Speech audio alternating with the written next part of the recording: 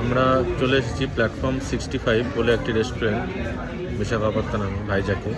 তো এখানটায় ট্রেনে করে খাবার সার্ভ করা হয়। কীভাবে খাবার সার্ভ করছে একবার দেখে নেব। প্রত্যেকটা টেবিলে এরকম করে স্টেশনের নাম দেওয়া আছে। টেবিলের মাঝখান দিয়ে চলে গেছে রেল লাইন।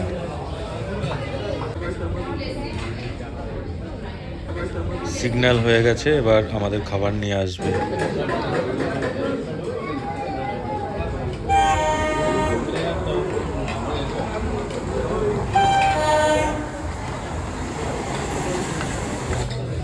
আমাদের ট্রেন চলে আসলো।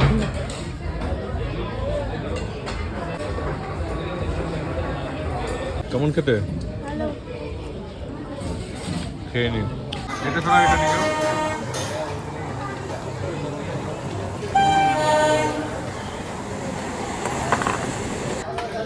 বিরিয়ানি চলে এলো।